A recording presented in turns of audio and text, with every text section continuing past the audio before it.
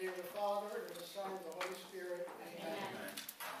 Dear Heavenly Father, we praise and glorify you for your love and mercy that you have bestowed upon us, and for the spirit of revelation working within us to reveal all hidden sins, both our own and those from former generations. We now take authority in the name of Jesus Christ over all familial spirits, all generational bondage, all hereditary defects, genetic or of blood, or wrong inclinations that may have been transmitted to us from within our family tree, or within spiritual families to which we belong, including the defects within the church that have had their effects upon us personally. By the faith that you give us, we rebuke all sin and the forces of evil that lead to sin. In the holy name of your Son, Jesus Christ, we take authority over all familial spirits and bondage and their manifestations within our lives. By that same power of Jesus, we break the power of evil from ourselves and our families and destroy what otherwise might be transmitted to our descendants. We implore you to help us accomplish your perfect will and fill our hearts and minds with praise of you as we acknowledge your tender mercy. Thank you, Lord, for total healing and deliverance. In Jesus' precious name, amen. Amen. In the name of the Father, the Son, and the Holy Spirit. Amen. Okay, we're going to basically unfold the nature of this prayer by delving into what we mean by generational healing. There's no doubt that whatever happens in families can be transmitted in some way to the next generation. Now, sometimes it's something that's behavioral. You know, there's a lot of speculation on, say, for example, addictive personalities. Okay, where if there's alcoholism in the family, generations tend to deal with that same exact issue. Okay? Now, science has established that there is the theory or the possibility that there's a genetic connection. But that's not been proven, you know. So we have to look at the reality of the spiritual world because there's spiritual battle going on all around us. I mean, it's going on in our society. There's a battle between good and evil. And it influences families. And it can be transmitted from one family, you know, generation to another family generation. So basically, the primary purpose of this class is really to announce the good news again. We need to announce the good news every once in a while.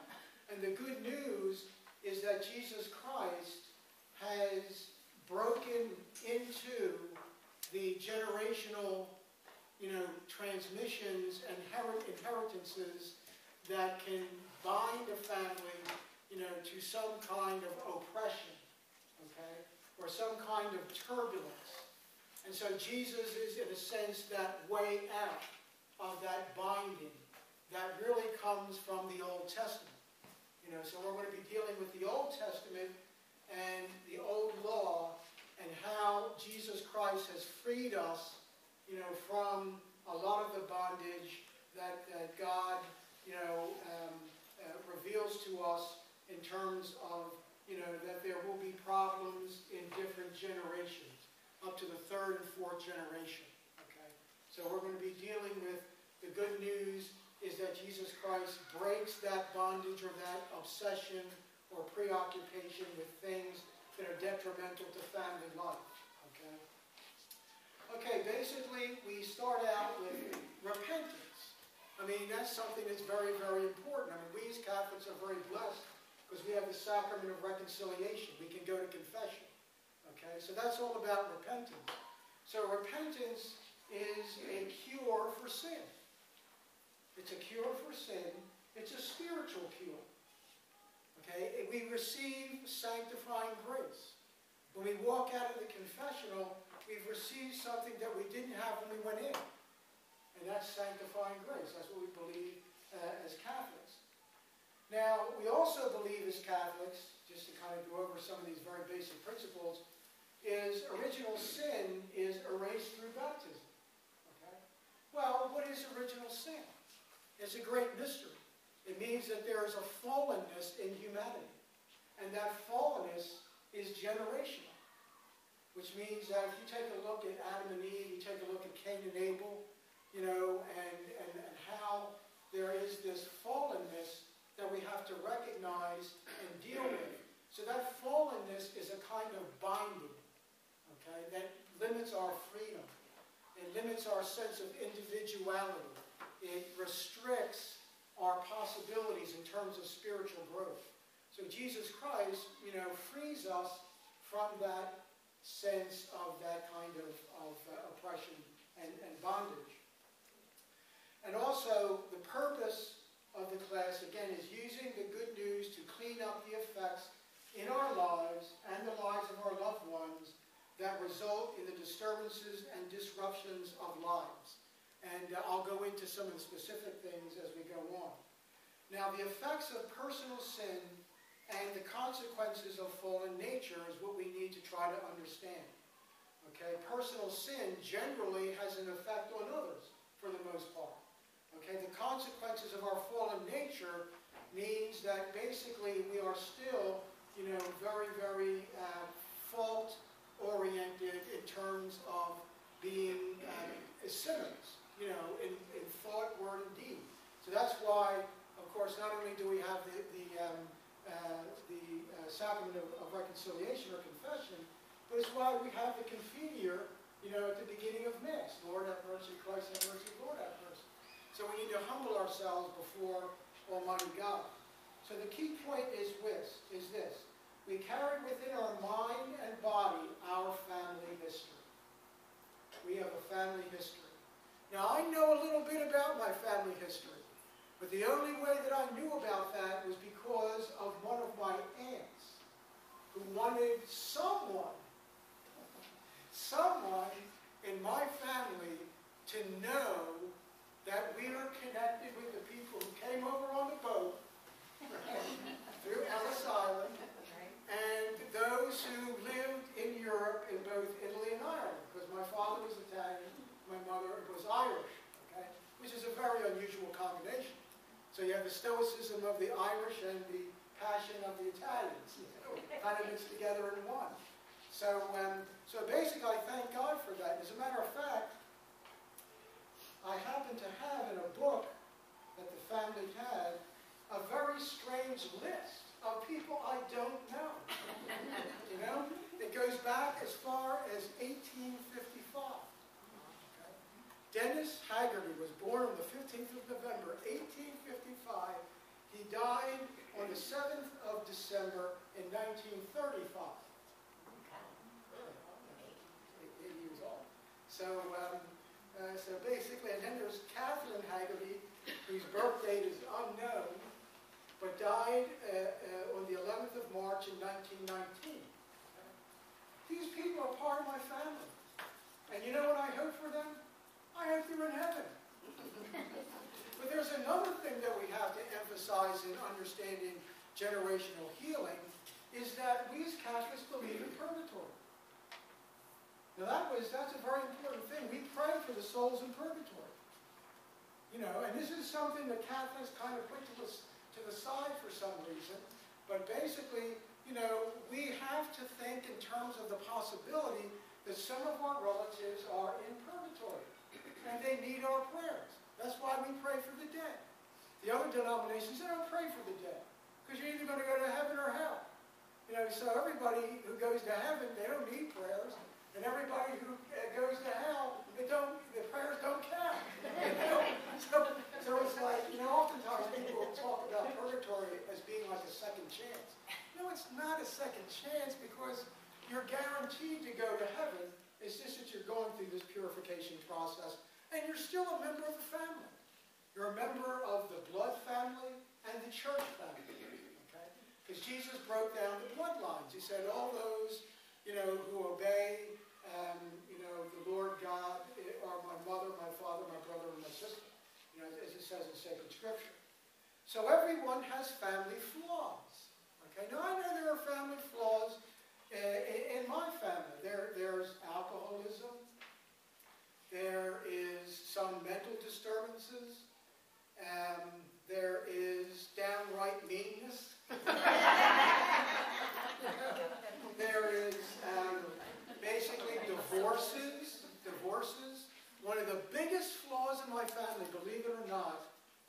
is a religious division. Because part of my family was Assembly of God, part of my family is Roman Catholic. Now, you can't think of two religions that are pretty much far apart that way, in terms of the Assembly of God being primarily evangelistic, or evangelicals, and of course Roman Catholics being everything. So that's, so this is where, some of these things were revealed to me, to my aunt. Now, another thing that my aunt revealed to me, which my father never told any of us, is that he had another brother that we didn't know about. Did you know that your dad had a brother, Chris? No. I know my Uncle Andy. Uncle Andy was a little shady. So who knows what sins were committed there, because we believe that he had some connections with certain kind of organized crime. It's theoretical. We don't know the details. And my aunt didn't give me any details. But Uncle Andy he was a bartender, but he always seemed to have more money than a bartender. Like I said, was my Uncle Vince, this is my Aunt Connie, and my Aunt Catherine, my Aunt Margaret, and so on. And of course, some of my relatives who, basically drank a little too much. Primarily on the Irish side, there was some drinking. But also on the Italian side, my grandfather, after World War II, got up and left Philadelphia, went out to California growing grapes and making wine. So, there was some drinking going on there. So again, everyone has family flaws which guide our thoughts and actions, personality traits. Like I have my mother's nose. I have my father's mouth. And you can see these things. And one day, this was really struck me as funny. He said, Mike, this is my nephew, Jason. Jason is a lot like you. And he said, it's just amazing. He said, he's got this habit that Dad had and you have, and that's when you're writing, you go like this. Jason doesn't do that, but Krista, my niece, doesn't do that. So it's like, where does this? Oh, it's genetics. It's this gene. So anyway, these are very interesting things because we think we know it all. We think we've unmapped the genome, so that means that we're going to be correcting every single flaw in humanity so that we can perfect ourselves and live in a brave new world. It does sounds nice, doesn't it? We can save ourselves. Well, the chances of that are very slim. Well, it's not possible. It's very slim if there wanted to be a chance. But anyway, so we need Jesus Christ in terms of salvation from our fallen nature, which is what he gave his life for. Okay? Now, our fate is not determined by our ancestry. We do need to understand that because we have free will. But inheritance is something that has to be dealt with in healing the whole person, mind, body, and soul. Okay? So we're talking about the whole human being. Okay? We generally in our society deal with the mind and the body, but we're very weak in the spiritual realm in terms of the nature of dealing with the healthiness of the soul. That's why we have churches. Okay? But generally we're an empirical society. We're a scientific society. We believe that everything is explainable. We believe that every mystery can be unraveled. Well, we've only just scratched, I can't even say the surface, because there's so much mystery that we see revealed to us as we continue on in wherever the human race is going, in terms of where the whole planet is going. So we know that there is a spiritual realm, there's a spiritual dimension, to our existence. So we have to experience a healing process to clean up the effects of sin in our life that results from sins of past generations. Okay? So you've got previous generations, we could go back, 1, 2, 3, 4 generations, because we really don't know how far back our families go. Now, some people are real interested in their family tree. Okay? And so they'll go back and get all kinds of records, and they find out that they were related to King Henry or something like that. Wow, that's really great. Then they found out that one of their relatives was a horse thief. one of their relatives was a revolutionary, all kinds of things that you maybe probably didn't really want to know. You find out, but that's the family history, And so we have to understand that we need healing in some way, some more than others, okay? Because some families presently are very healthy families. Some families are not very healthy. And I've seen some really unhealthy families, but I've seen also some very healthy families, okay? All right, so anyway, now, the protection of children, of course, is very, very important. We all know that, because, when they come into this world, everything is just wonderful. The little baby, of course, is so curious about everything. Of course, they know that when they need something, they know how to get it. There's no inhibitions. They're basically a total, what they would say, id. That's Sigmund Freud. We won't get into him in a little bit. But anyway, so there's this whole thing that the formation of the child has a lot to do with what the family learned about raising a child. A tradition, a generational sort of thing in terms of, well, my mother did this, my grandmother did that. So these things are behavioral, but there's a spiritual dimension to it at the same time. Okay? Learning how to pray. Like I remember that when I was like 7 years old, when I was in like first grade, I remember that we had this Catholic tradition where you bring a statue of Mary home, and your family plays a decade of the Rosary every night, and it goes to somebody else. So these traditions are part of my Catholic foundation in terms of the beginning of my spiritual life. So protect children, they need to be protected from effects coming from the past. Need to be protected from the effects that come from the past. The dysfunctions from family practices and behaviors passed down through generations, like different forms of abuse, verbal abuse, physical abuse, sexual abuse. These things can run in vicious cycles through generations. Okay? And they're hard for people to talk about because usually people will have a tendency to not to want to talk about these flaws or these things that exist in our families. And it's just like this whole thing that's going on with the Boy Scouts. That there was a lot of abuse in the Boy Scouts. And of course, I think as usual, they tend to exaggerate in the sense that it looks like the Boy Scout organization is totally corrupt, which it's not. But it does show, of course, even just the whole thing with the pedophilia scandal with the priesthood, is that, not even to mention what goes on in public schools, in what goes on in families, that these things are all now coming to the surface, but we can't just deal with them scientifically, behaviorally, psychologically, psychiatrically. We need to deal with them spiritually. And this is where our society is weak. We're weak in dealing with things in a spiritual way. That's why I think that this is very, very important. So we talk about spiritual contamination. Okay? Like say if one of your family members 2 generations ago was an ardent atheist. Just a hardcore atheist. Or you think about the people, who are trying to get religion completely subtracted or absconded totally, from the public arena. Do they understand what they're doing? Well, they think they understand what they're doing, but they're causing spiritual contamination, which means that when that vacuum of a lack of spiritual response on a societal level means the devil is going to fill in that vacuum. That's what we believe as a Christian people.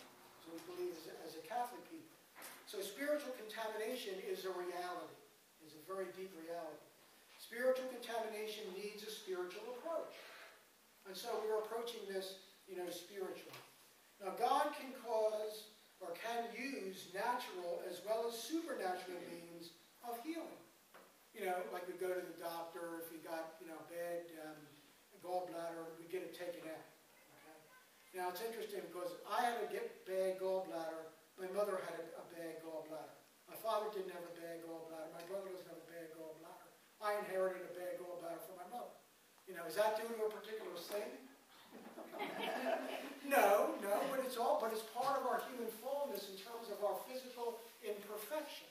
So it's not that you blame anybody, but it's just that this is part of the whole person, mind, body, and soul.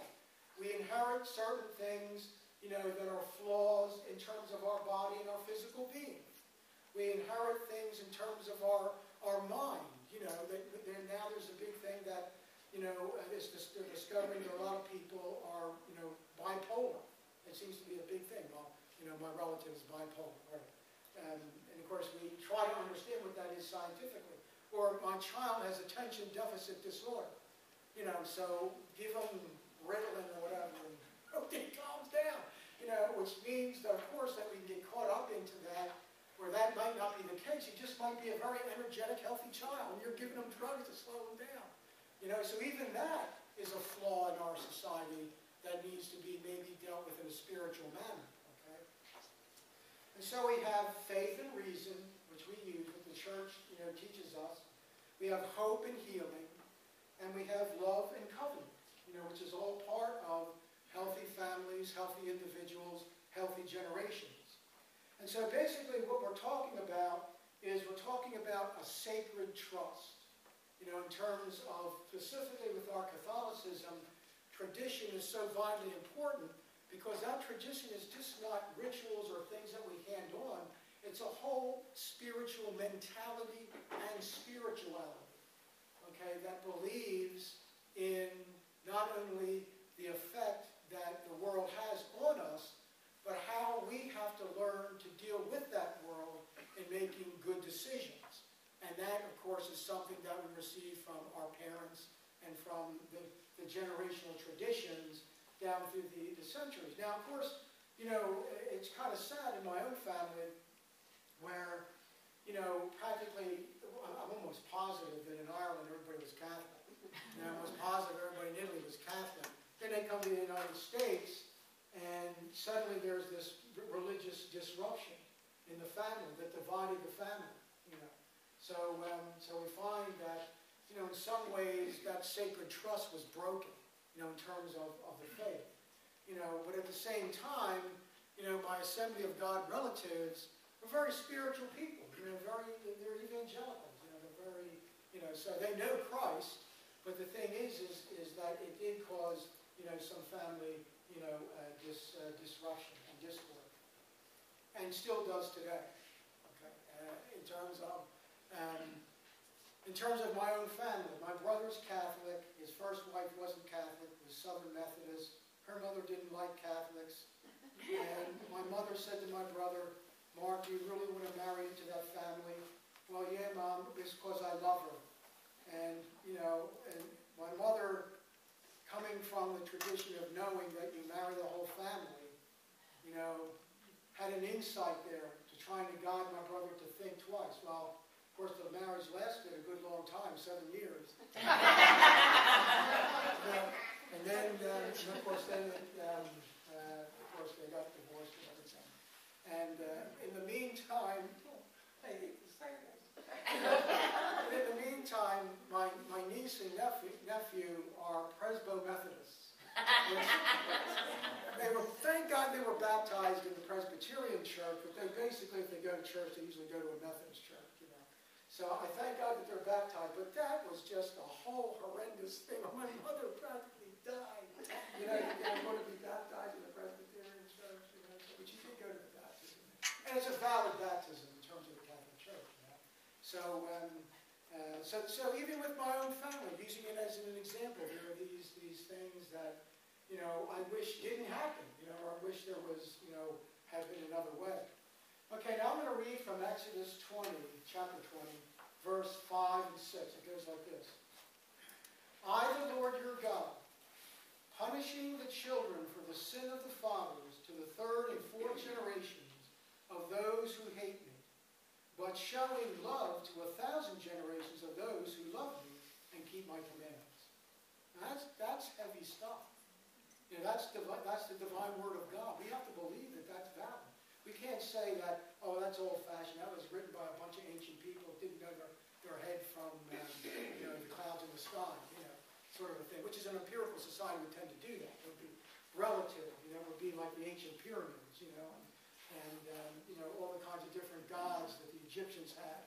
That's all passé now. Nobody believes in Isis and all them other gods, But we take the Bible seriously, as Christians should, okay? Now, one thing that I want to add here is, strong as that is, Jesus Christ has broken that. Okay, that's the thing that we need to understand, that in coming to know Jesus, that he has delivered us from that binding that is encompassed in that I will have a generation to the fourth generation if those who disobey me will have to face the consequences, even for their children will have to deal with those consequences. So that's pretty rough. But it tends to be true even today. You know, it's like, you know, why is someone alcoholic? You know, because one in the family was an alcoholic, two in the family were an alcoholic. Some of the saddest situations are children of alcoholic parents where both were alcoholic. You know, sort of a thing. We kind of tend to think more in terms of alcoholism because that's what's most talked about. But now we're talking about all kinds of drugs.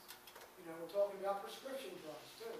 You know, Oxycontin and all the kinds of things that, you know, really are supposed to be put to a good use, but are being abused because of fallen nature. You know, and so on. Okay, now, the seed in our heart must receive life-giving water from the fountain of grace to enable us to have a loving, courageous heart.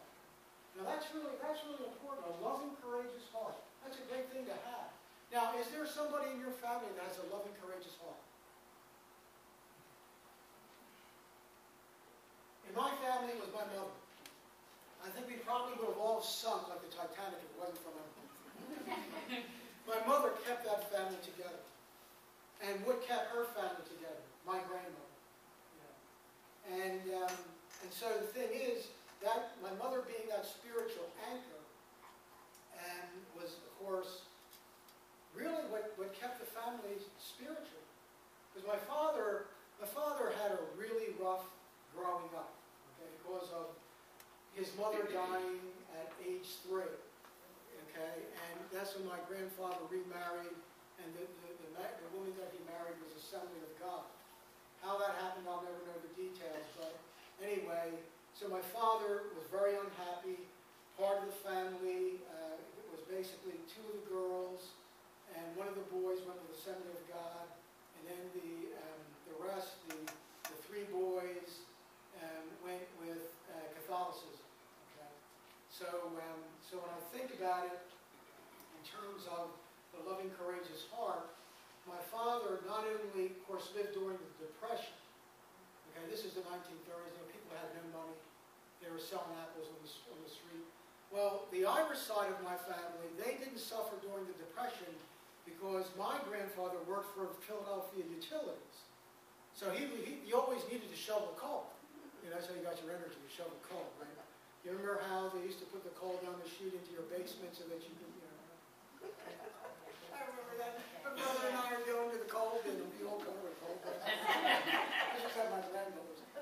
And so the thing is so what we find here is that when you think about that, and think about, as I remember what I've been told about my family, is that when you think about the generational thing, we're thinking that for my father, not only was it that there was spiritual disruption, and this brother that we never knew anything about, Brother Christopher, and also the fact that he went through World War II.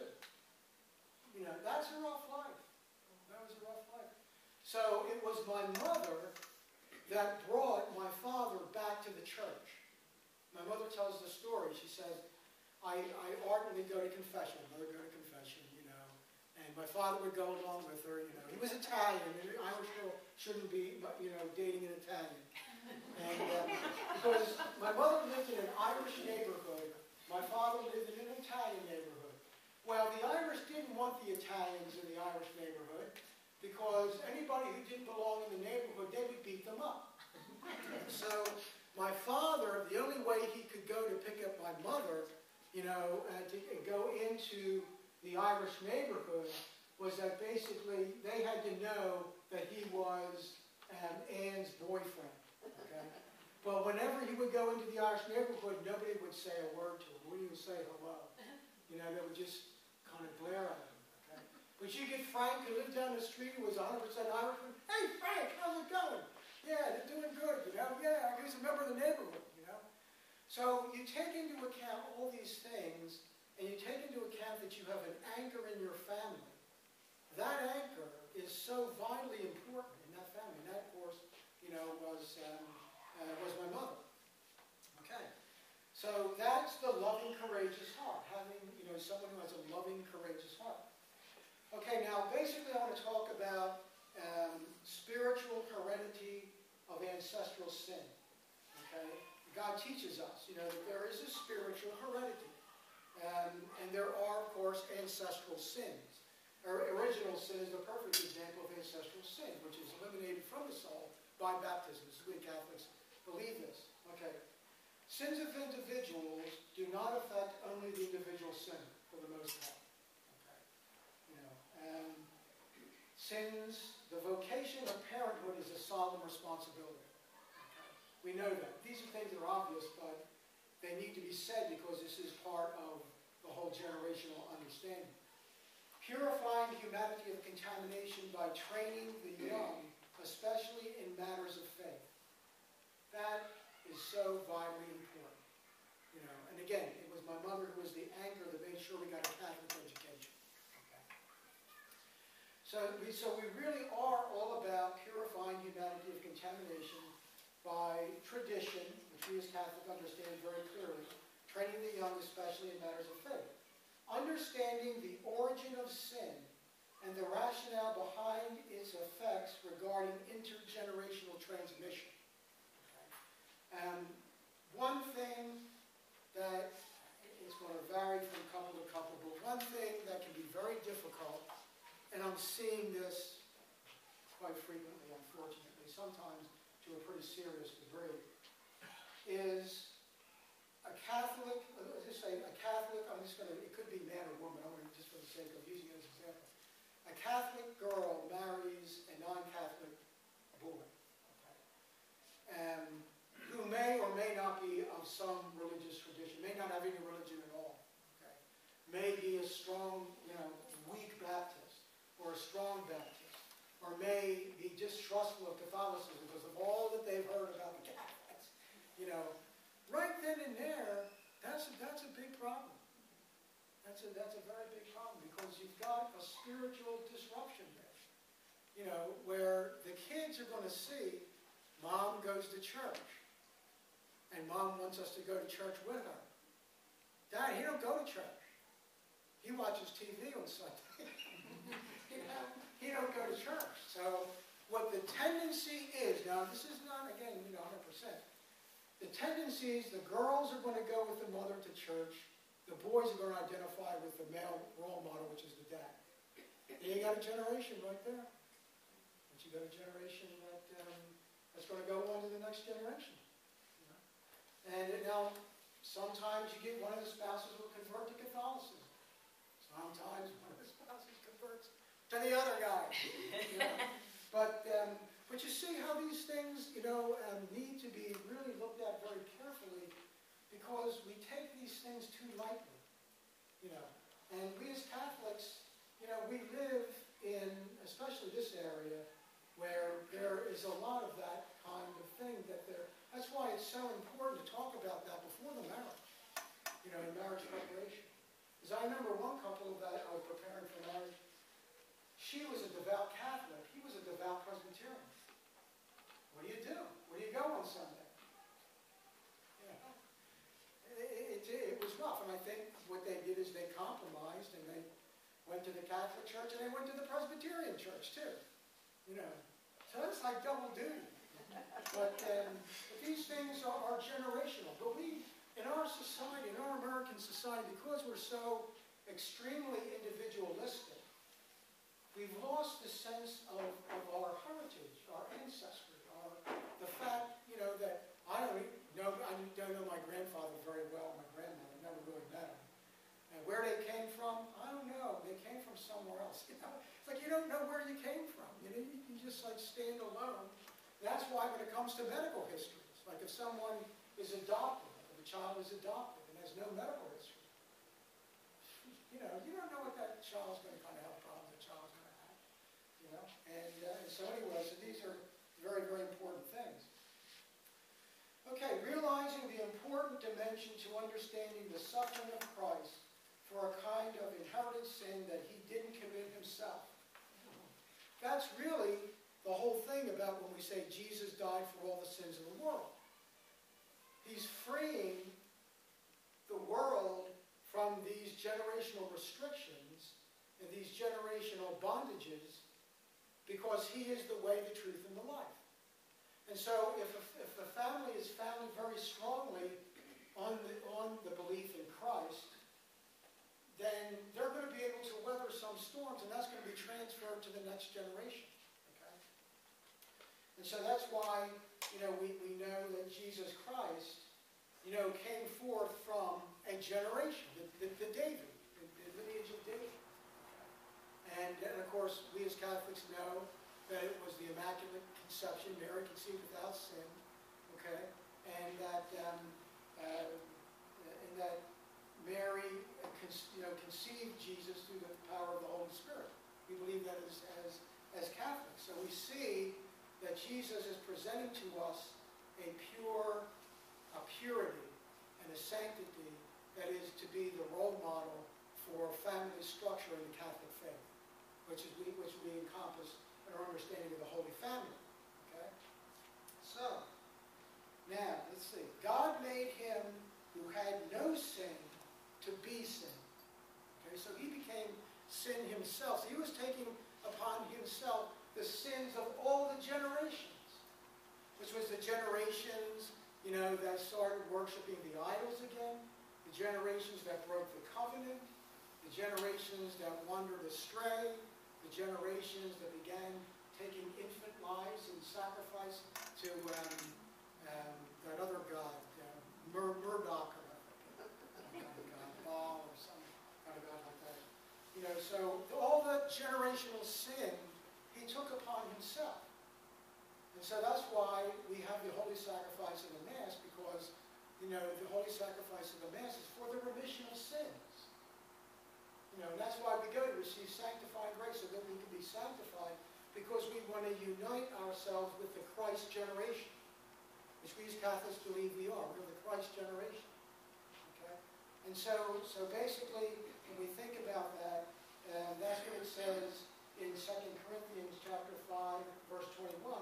God made him who had no sin to be sin for us, so that in him we might become the righteousness of God.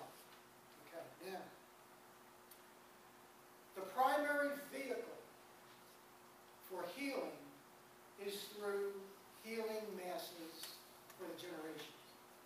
These classes are really designed, this class and the class next Friday, are designed to introduce us to the Mass that we're going to have, which is the generational healing Mass. Okay? And this is a Mass that basically we're going to pray for our relatives, our ancestors, especially those who may be in purgatory and need of our prayers. Also pray for any generational disruptions that we have currently in our family or in previous generation. Our own hurts, our own woundedness, all of this is going to be part of this healing Mass that we're going to have. Now, traditionally what I've done is I invite people, I put a little table in front of the altar, and I invite people to bring pictures of their relatives to be put on. It's a symbolic gesture where, the magnificence of photography is you capture something in time.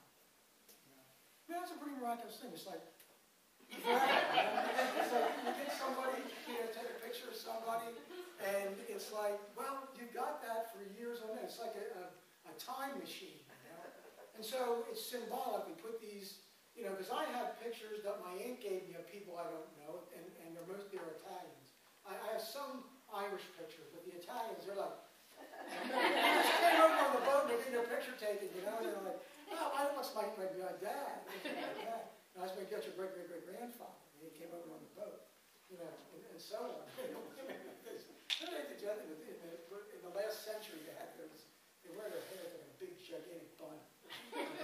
And they wear all the little lacy, you know, and they're all like, you know, they used to, you know, they're really magnificent pictures. Okay. The primary vehicle for healing is through healing masses for the generations. Generational issues can be found in many different areas. Okay, now this is very important. I'm going to give a list here.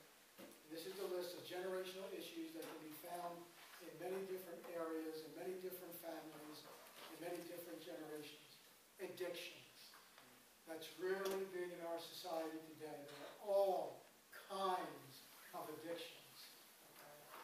Alcohol, drugs, can be food, can be pornography, it can be, there's plenty of others, bulimia, anorexia, you know, all kinds of things, you know, there's just so many things you become addicted to. Some strange things like obsessive compulsive behaviors, things that defy reason, you know. There's this one thing that's very mysterious, which has come out, well, not too long ago, young people who cut themselves. It's an addiction. It can be an addiction. You know, you're like, why do you do that? And so anyway, so there are these things that, you know, we think of them in terms of behaviorally. Yes, they are behaviors. We think in terms of there needs to be some psychological help there. Yes, I mean, that's helpful. There's this, why do we always forget the spiritual dimension? There's a spiritual dimension to this too. God doesn't want you to cut yourself. Because, you know, that's, why do you do it? And usually it's because it's something that's deeply emotional. And we have to think of our society being a certain way where this happens. So we have to take a look at the flaws of our society. Are we getting more and more flaws? Maybe we are, you know, but these are very, very serious matters that can be generational, okay? Addictions, divorce, that's a big one. Boy, is that big. Divorce. There are really bad divorces. Then there are like congenial divorces. There were still friends divorces. I mean, there's all kinds of, you know, but the kids are like, well, if mom and dad don't love each other anymore, what the heck does that mean for me? They don't love me anymore. You know, it's amazing. You know, and these kids, they don't know how to articulate that if they're young. Well, even if you get older and your parents get divorced, you know, it's like I know one time in my family, when my brother got married, okay, he got married in that same Presbyterian church. And the odd thing about his first wife, the father was Catholic, and married the Southern Methodist woman who didn't like Catholics. Why did she marry a Catholic? You know, it's like, and then the thing is, when my brother got married in this Presbyterian church, okay, and so the marriage lasted 7 years, and so when they got divorced, my brother's first wife, Pat, her parents divorced at about the same time. And then, at the same time, Pat's sister divorced. It was like a domino effect. You know what it's like? I'm saying to myself, I mean, I'm away in seminary, and all this stuff is like, what the heck is going on here? This is nuts. This is crazy. You know? And so the thing is that, you know, basically, then I see my niece and nephew are like, they would go to their mother's house, and they would manipulate the hell out of her. You know? I mean, they would do anything that they wanted to do, you know? My nephew's watching horror movies in the middle of the night on cable TV. Well, everybody else is sleeping, but he has problems. He's scared all the time. He can't sleep. You know, then they go over to my brother's house, you know, and my brother is very structured. You know, so now they're in the structured environment.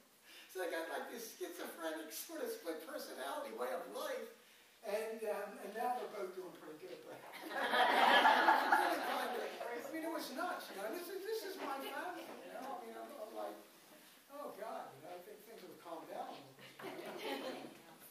Anyway, so divorce, you know, that's just from my own family. But you think about some other divorces, you know, where the kids act out, you know, and they get addicted, and they start drinking alcohol. You Okay, so you get divorce, but also adoption. Adoption is a very big issue. You know, the child that doesn't know where they came from. You know, I know some, you know, kids or people that were adopted that said, I love my adopted parents, the parents that adopted me, I love them very much, they're very good to me. It doesn't bother me. So then they go back and search for their biological parents. I know somebody who was like that. But then I know somebody else who, well, I was raised in a good family by the parents that adopted me, but I want to know where I came from. I want to know my biological parents. You know? So this is a generational thing because they are going to have a revelation. And the revelation is, why did you give me up for adoption? And what is my biological family like? That's a heavy thing. There needs to be a lot of healing there, you know? That's a real heavy thing. Okay, the whole thing about sudden death. I know a family, the father was in the service. The father retired, okay? They were going to have a good life. He was retired. The kids were happy to have Dad home. Dad was getting involved in all sorts of things. Dad was driving a bicycle down the highway, had pulled way off the highway. A man in a truck fell asleep, drove way off the highway, and hit and killed the husband and the father. Sudden death. That really affected that family. Can you imagine that? You know, the way the kids were affected, the woundedness of having to experience sudden death in one's family is a deep wound. You know, and it has, how is that going to be dealt with well? Can one deal with that well? You know, it's pretty tough. You know, it's very, very tough. Someone who dies alone. You know, it's sometimes, you know, you go to visit some people in the hospital and the relatives are everywhere. You know, it's like the Irish Travelers. I don't know if the Irish Travelers, somebody gets sick, the whole park is there. You know, somebody's sick. You know, and it's a wonderful thing, you know. And of course, Father comes up there and anoints the person, and you know, and so on. But then you get sometimes you go visit somebody, and there's just nobody there. You know, there's just nobody there. And of course, they die alone. You know? So that's heavy. That's part of a generation too. For some reason, in that generation, there's something missing regarding the care for that person. It's generational. It goes back probably 2-3 generations. It led to that moment of that person dying alone without familial support. It's pretty amazing. Okay, another thing is neglecting to pray for the deceased. Now for us as Catholics, we should be praying for the dead. We should be praying for the souls in purgatory. You know, I say a little prayer for the souls in purgatory every morning. And it's just to remember them. You know, to pray for those who have been long forgotten and have no one to pray for them. So neglecting to pray for the deceased is something that can end a generation. And that's a Catholic tradition. But it's a tradition that's founded in truth in the reality of purgatory. Okay. So there's that. And also there's the not dying in peace. We all want to die peacefully. You know. But there are some people who don't die in peace because they maybe still have these wounds that come from family. They've not forgiven somebody. Somebody's not forgiven them. They suddenly come to the realization that they've done things in their life that they're not proud of, and they wonder if God really loves them or really cares about them, or whether God will forgive them. You know, if they have, you know, so that's why it's important that when a young person gets a solid spiritual life, what they get in terms of that inheritance is going to be with them to their dying day, when they reach 99 years of age. You know, it all began back then. It all began back at the beginning. Okay, not dying in peace. And here's another one. Now this is really a very difficult one. Children conceived out of wedlock. Well, what does that do to the child? You know, I mean, it's like, did anybody really want me? I'm kind of like a mistake. I'm not even a surprise, you know, because it's like, did anybody really want me? Does anybody really love me? You know, does God love me? But do they even know God? You know, I mean, and that's why we have, like, you take a look at any big city, and you take a look at what we call dysfunctional families. I mean, some of those dysfunctions are, we have children who have no conscience. They literally have no conscience. They don't care about what's right or wrong. You know, and of course then we get crime, we get murder, we get gangs. You know, so we get children who have nowhere, they have nowhere to go. They have no place.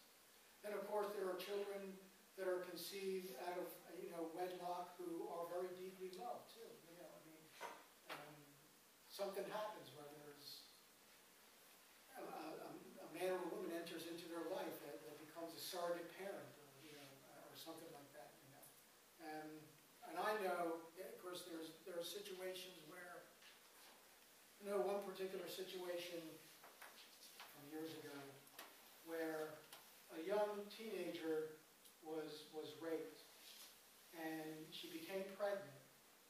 And is there going to be an abortion? Is she going to have the child? Well, she decided to have the child because she didn't want the abortion. She just couldn't bring herself to have the child aborted, even though, of course, she, you know, it was through rape. They had the child. She had the child. The grandmother adopted the child. Okay. All right. Now I'll talk about my family again. Here we go.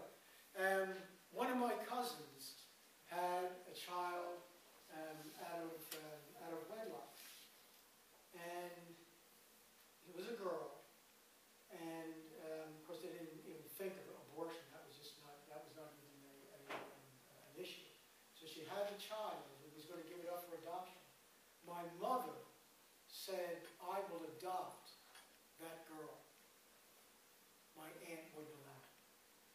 So that child is unknown to us. She's somewhere in the world. You know? And I mean, that kind of affects me, really, in a way, because I wonder about that myself. But so does my cousin. God rest her soul, but she died a few years ago. So then again, you know, it's very, very, you know, it's a very heavy thing. Again, we've got, you know, conception out of lust. You know, just a child that was conceived out of lust. That's, you know, basically pretty straightforward there. You know, of course, that leads to problems. Unwanted children. You know, the surprise, so to speak. You know, it's like, oh, you know, we didn't really plan on having Harry, but there he is. You know, so we're either going to have to decide to love him or not, you know. And then sometimes, of course, the child the child is fully accepted into the family as well. Then sometimes there may be something where the child picks up that they're not as important as the other children. They get this sibling rivalry or whatever, you know, kind of thing. And I do have to admit, in my family, my mother favored me because I was the firstborn. And I was a little bit more, how shall we say, I wasn't as wild as my brother. My brother was kind of wild. And so anyway, but thank God he's okay now. But there was a time when I was away from the church for about 2.5 years. Wasn't going to Mass, wasn't doing anything, you know, working. And I'll be honest with you, what brought me back was the fact that things started happening in my life that I said, well, yeah, this isn't really good. Why are all these things coming around, all these temptations and stuff? I said, I need to get back to my faith. So I went back and rediscovered my Catholicism. You know, and once I did that, of course, then I started to grow spiritually. Of course, I eventually entered seminary. So I went through my so-called sabbatical. But, you know, so I really do believe, you know, that people who don't pay attention to their spiritual life become vulnerable. They become vulnerable to evil influences. An example would be, you're at this party once. Oh, thank God for this girl. We're at a party once. So this particular girl said, "Hey, I got a Ouija board. Let's fool around with the Ouija board." And this one girl stood right up and she said, "No." She said, "That's evil. And you don't want to do that because that's going to cause some serious problems." We went, "Well, okay, we're not going to do it." You know, so I avoided that temptation, you know, many years ago. So that's the closest I ever came to the occult. But thank God for that girl. Thank her that she stood up. So that's just one of those things. Okay, and another, thing that's generational that, can be problematic, that needs healing, is morbid grief. Grief that just will not go away. Unresolved grief. I mean, really unresolved grief. I mean, we can always, re-grieve a little bit, but we go through a grieving process. But, we do have to move on. I mean, you don't tell the person that, okay, move on. You got to be, we went to a grief workshop. That's one of the things you don't say. You don't say, all right, move on, that's that. Just get over it. Suck it up. You don't do that. Some actually do. Yeah, they actually do that. So the thing is, you have the person allow their grief, but the person eventually is going to realize they need to move on. But if they don't move on and they stay stuck, then that's a problem. And if they're part of a family, that's going to affect the other family members too. So again, that's another issue. And then there's another one: situations where relatives are not forgiven. Situations where relatives are not forgiven. I never forgave so and so. So and so never forgave me. I never asked for forgiveness. All kinds of things. I mean, it's as complicated as humanity is complicated. All different situations and circumstances that require some kind of discernment. We have to discern our situations and circumstances, and we have to do that physically, mentally, and spiritually. Again, the whole person. And there's a few more here I'm going to mention. This is a big one in this day and age. Rage and temper. You've got a temper just like your dad. My mother used to, it's funny because we would go for a ride, with my mother. And we'd be driving towards where we were going to make a turn, And so she said, Mike, get over in the lane, we're going to make a turn. I said, yeah, Mom, I'm going to get over there. She said, Mike, we need to get over there. Yeah, I know, Mom, I'll get over there when I get over there. You're just like your father. You wait till the last minute, before you make the turn. You always get that, you get that kind of thing where this is the place, it's just like your dad.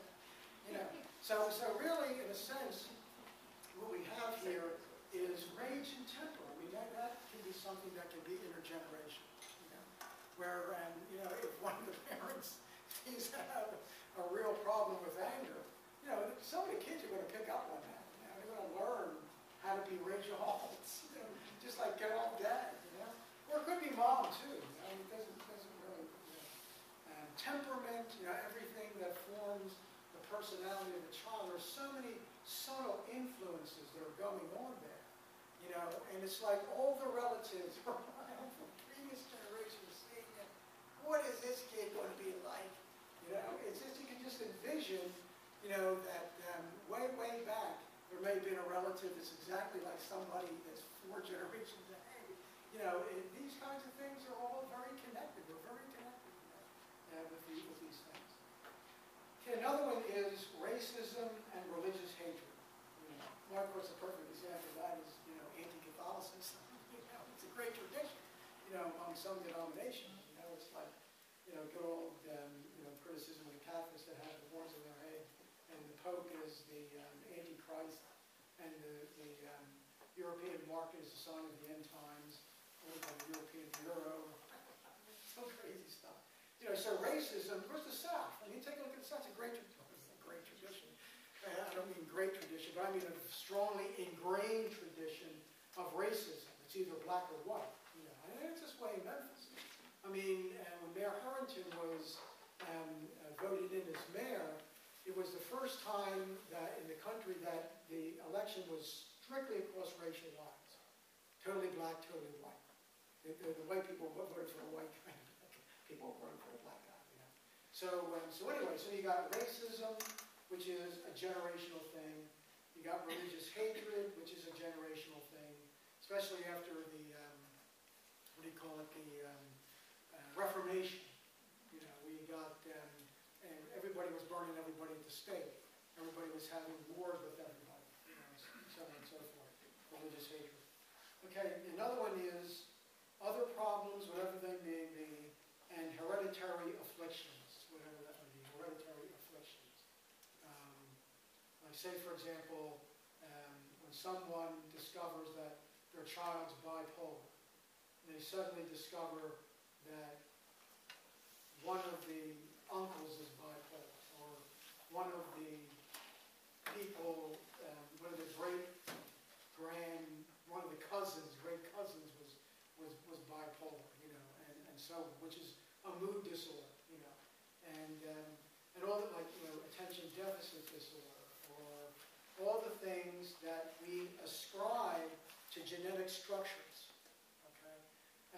That's all well and good. I mean, the thing is, we're coming to discover that, genetics has a lot to do with the way we are, but it's not the only explanation, and it's not absolutely certain how that operates. Okay?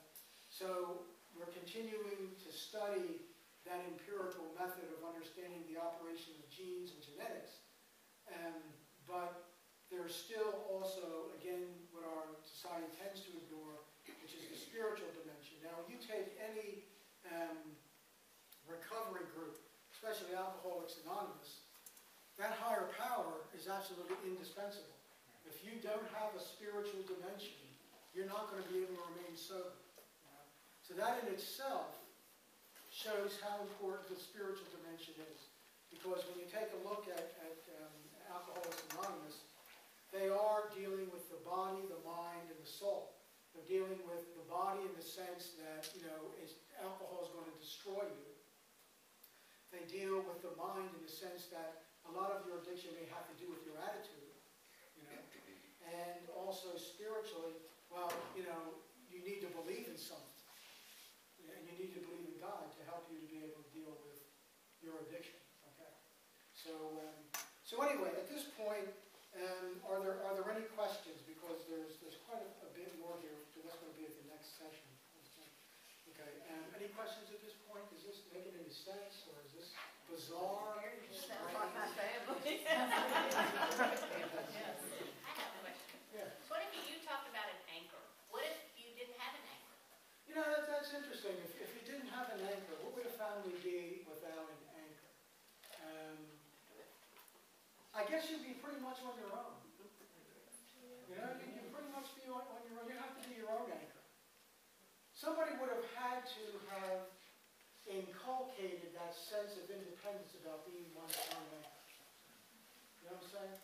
Well, so maybe it's the process of learning to be that. Maybe Right. that's it, because it's like, I listen to you talk about your history. My history is it's like how I became Catholic. I have no idea. Okay. Other than that, my mother had been baptized, but she was Southern Baptist. My dad was Southern Baptist. Her first husband was Seventh-day Adventist, and she got my two sisters from her first husband baptized at the same time she got me baptized. Oh, isn't that something? And I have no idea, and she's dead, and I never thought to ask that question. Yeah, that's what happens. Yeah.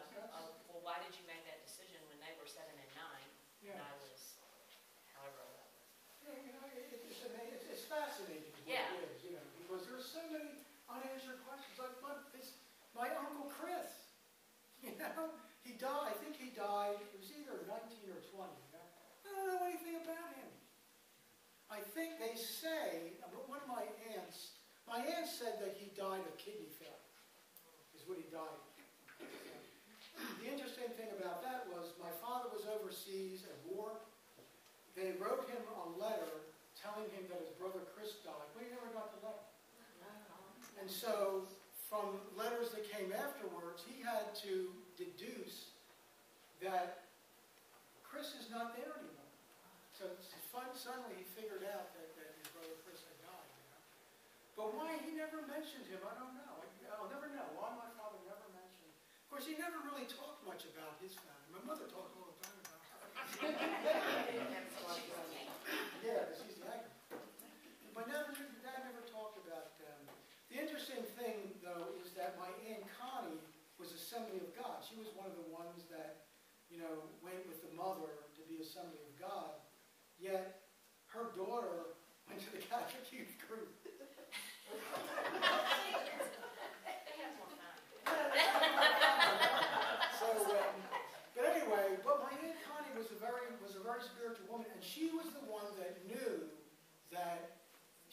tell me because she knew that I was interested.